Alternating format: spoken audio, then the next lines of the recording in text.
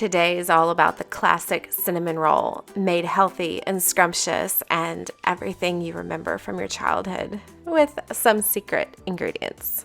But first, just take in this filling of a plant-based, gluten-free, oil-free, nut-free delight. Look in the description box below for the written recipe.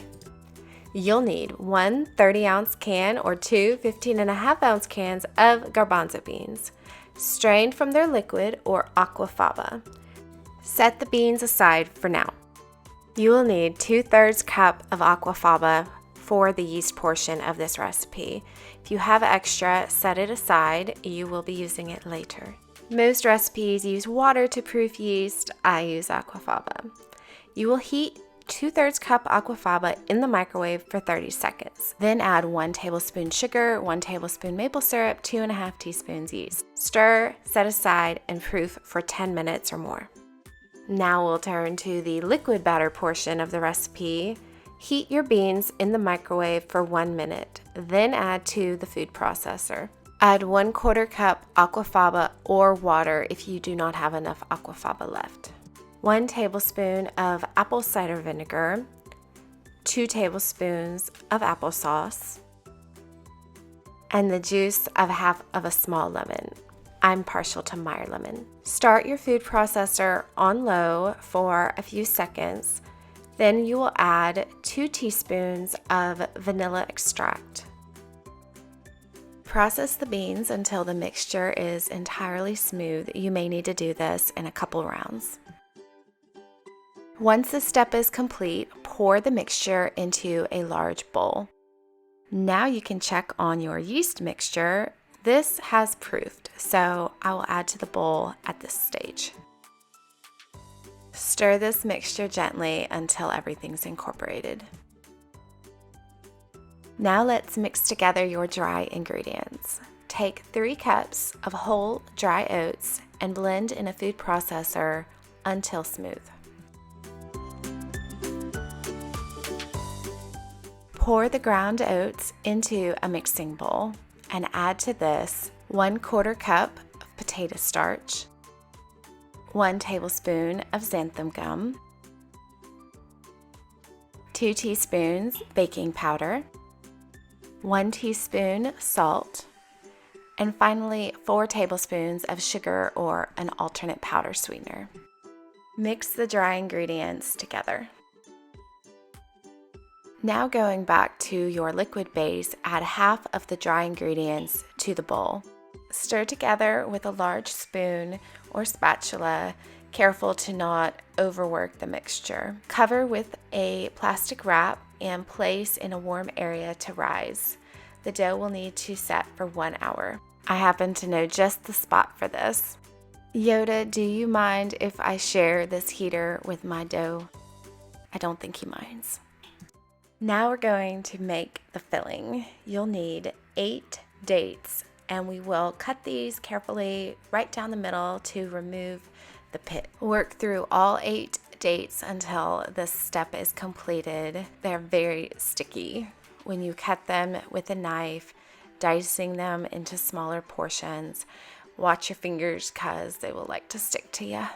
Once this step is done, add them to a bowl or dish to mix the rest of the ingredients together. I added lemon zest to this recipe to cover what I thought would be a strong date flavor, but it's not necessary and overpowers it, so let's pass on that. However, the juice of a small lemon is very nice. 1 teaspoon of vanilla extract, 2 tablespoons brown sugar, half teaspoon salt,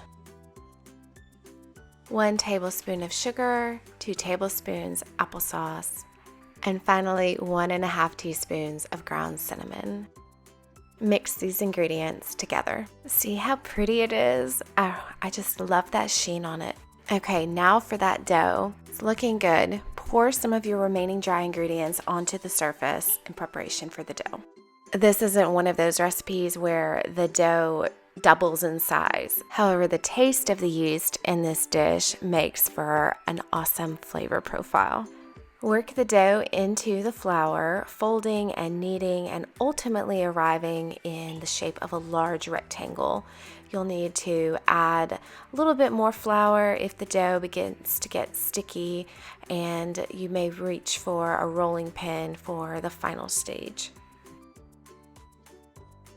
Now you will add your filling to the dough, spreading from the middle, working your way out. You may think you don't have enough to go around, but trust me, it'll work. We're almost done with this recipe. I take a pastry cutter to go underneath the side edge of the dough, and once I have it loosened, I can then safely start to roll the dough. This dough is a little fragile, but it is also forgiving. You'll want to roll as tightly as possible from one side all the way to the other. And the pastry cutter continues to be helpful when the dough gets sticky. Now that the dough is tightly rolled, I can begin to slice it. Using dental floss or the pastry cutter, slice 1.5 inch pieces of the roll. I will transfer the rounds to squares of parchment paper for air frying. I'll also conventionally bake some.